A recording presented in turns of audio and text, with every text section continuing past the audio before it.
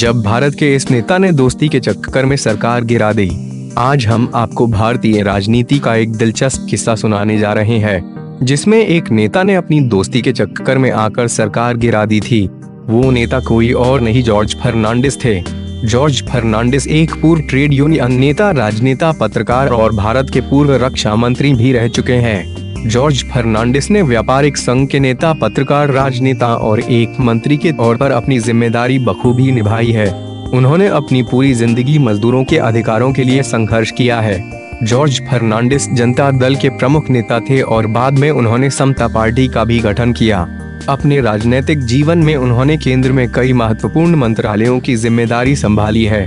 उन्होंने संचार, उद्योग, रेलवे और रक्षा मंत्री के रूप में कार्य किया है।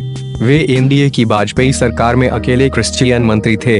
जॉर्ज फर्नांडिस का जन्म जॉन जोसेफ फर्नांडिस और एलिस मार्था फर्नांडिस के यहाँ मैंगलोर में 3 जून 1930 को हुआ था। अपनी स्कूली शिक्षा मैंगलोर से ही पूरी करने के बाद उन्हें माता पिता ने धर्म की शिक्षा के लिए बैंगलोर भेजा था, लेकिन वे मुंबई चले गए और वहां जाकर एक तेज तर्रार व्यापार संघ नेता के रूप में उभरे।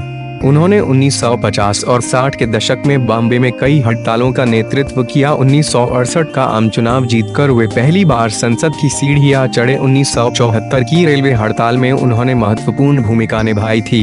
इसके बाद 1975 में उन्होंने आपातकाल के लिए दौरान इंदिरा गांधी से भी लोहा लिया था। 1977 में उद्योग मंत्री रहते हुए उन्होंने गलत ढंग से कार्य करने के लिए IBM और कोका कोला को देश छोड़ने का निर्देश दिया।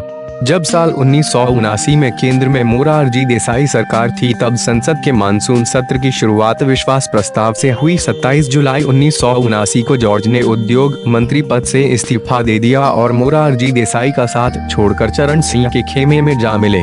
जॉर्ज इस तरह से पाला बदल लेंगे, उस वक्त किसी ने नहीं सोचा था। इसका नतीजा ये हुआ कि मोरारजी देसाई की सरकार गिर गई और चरण सिंह प्रधानमंत्री बन गए। आखिर ऐसा क्या हुआ था कि जॉर्ज ने मोरारजी का साथ छोड़कर चरण सिंह के खेमे में जा मिले? इसके पीछे बताया जाता है कि जॉर्ज के मित्र और उस वक्त के सांसद मधुलिमे का हाथ था। मधुलिमे ने उस वक्त संसद में दोहरी सदस्यता का मुद्दा बड़े जोर शोर से उठाया, जिसका नतीजा ये हुआ कि जनता पार्टी में विभाजन हो गया और जॉर्ज चरण सिंह खेमे में जा मिले। बताया जाता है कि मधुलिमे सरकार गिरने से पहले जॉर्ज से मिले थे।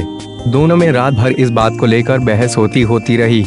मधु ने जाते वक्त अपने पुराने दिनों का वास्ता दिया और जॉर्ज अपने इस पुराने दोस्त को मना नहीं कर पाए, जिसका नतीजा ये हुआ कि मोरारजी देसाई की सरकार गिर गई। अपने लंबे राजनीतिक करियर में एक तेज तर्रार नेता के रूप में अपनी पहचान बनाने वाले 87 वर्षीय जॉर्ज फर्नांडिस पिछले कुछ सालों से राजनीति से दूर हैं। बीमारी की वजह से उनका अब राजनीति से नाता टूट गया है।